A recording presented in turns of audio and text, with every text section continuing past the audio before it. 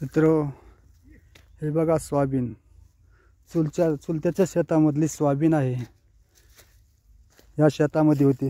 याच्यातून आता हे करून उपटून असं गंज घालावं लागते. या शेतामध्ये आता पाळी हाणतायत चुलते. तिकडं पाळी हाणतायत. त्याच्यानंतर याला आणखीन हे गवत वेचून गिचून एकदम काळं रान करावं लागते. काळं रान झाल्यानंतर त्याला पेरणी भरपूर मशागत करावं लागते मित्रांनो. हे आता हे आहे तुरीचं शेत आले. तुरीच्या शेतामध्ये नुसतं तूर आहे. आता याच्यामध्ये चुलत्याच्या शेतामधली तूर आहे. बघा मित्रांनो, केवढी मोठी मोठी तूर आहे. जवळपास 5-5 फुटाची तूर आहे. 5-5 फुटाची तूर आलेली आहे.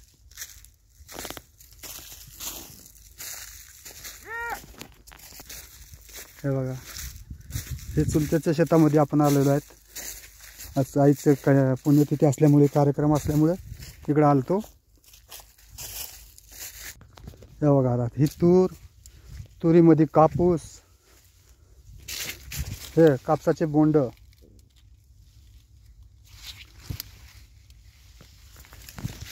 हे बघा मित्रांनो, तूर प्लस कापूस आहे.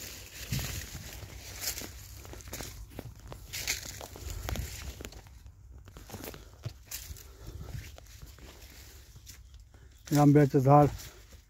हे बघा, शेतकरी असं एक हे करत असतोय. ती बॉटल लावलेली आहे. या बॉटलीमध्ये जसं वारं येईल तसं या बाटल्या एकमेकाला असं वाजतात. या कारणामुळे हे बघा, आवाज असं हल्ल्यानं अशा बाटल्या वाजतात. या कारणामुळे शेतामध्ये काही जसं रानडुकरं येतात, रुई येतात, कोणी पण असं म्हणजे पाळीव नाही हे येत असतात ना, त्याच्यामुळे या आवाजानं सुद्धा असं पळून जातात इथं काहीतरी आहे म्हणून. हे असं बुजगावणं पण असते. ह्या बुजगावणामुळं कोणतरी बसलेलं आहे. कोणी काही शेतातून न्यायच्या याच्यामध्ये असतात असं दिसल्यामुळं कोणतरी आहे. जसं रोही म्हणतात, हरणं म्हणतात, हे इकडे येतात.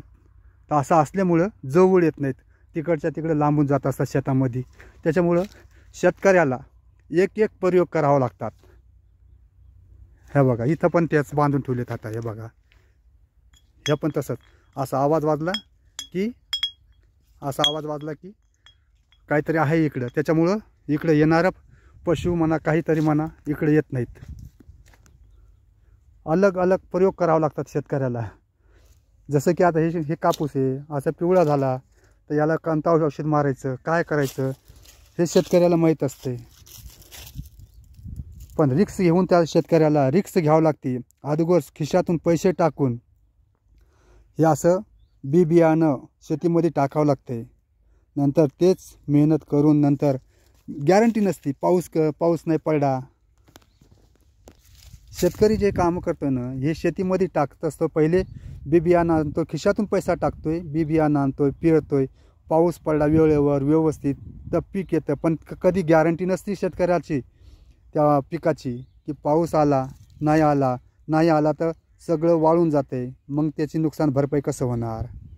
हे शेतकरी उदार मनानं पेरून टाकतात आपल्या शेतीमध्ये. उदार मनानं पेरतात आणि शेतकरी जर निसर्गाने साथ दिली तर ही अशी शेती एकदम चांगली प्रकारे एकदम मस्त असल्यावर शेतकरी प्रसन्न राहतो.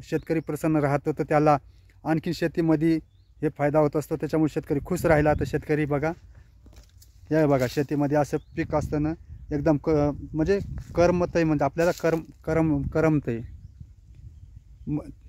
नाही तर असं जर शेतामध्ये काही जर नसलं तर काही आपल्याला त्याच्यामध्ये बसू पण वाटत नाही, बघू पण वाटत नाही. एक तर पैसा खर्च केलेला असतो शेतकऱ्यांनी आणि त्याच्यामध्ये नुकसान झालेलं असते. मग नुकसान भरपाई कशी करावी ह्या टेन्शनमुळं काही शेतकरी अशी आत्महत्यासुद्धा करतात, ज्याचं भरपूर नुकसान झालेलं आहे. बँकेकडून कर्ज घेतलेलं असतं. मग शेतीसाठी सामानासाठी आपले जे शेतीमध्ये बियाणं आणतं त्याच्यासाठी पैसे लागतात. ते पैसे लोकांकडून बँकेकडून कर्ज घेऊन या कोणाकडून सावकारी घेऊन काही करत असतात.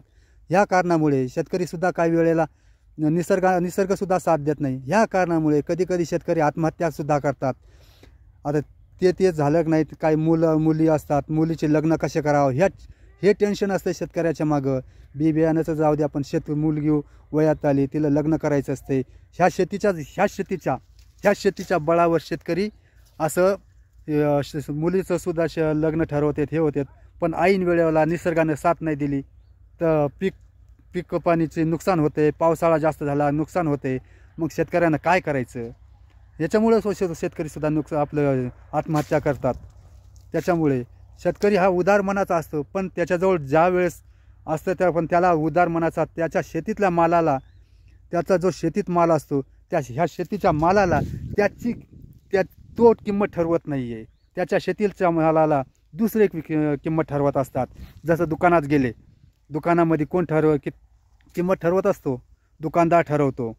तुम्ही बियाणं घ्या, तिथं जावा, कुठं पण मार्केटमध्ये सेल त्याच्यावर लावलेले MRP, त्याची किंमत कोण ठरवतो? सेल्समन ठरवतो. ते देणारे दुकानदार ठरवतात. कंपनी ठरवते त्याची प्राईस किती आहे, काय आहे. पण शेतकऱ्याच्या मालाला स्वतः शेतकरी राबतोय, पण शेतकऱ्याच्या मालाला किंमत कोण देतोय? दुसरे देतात.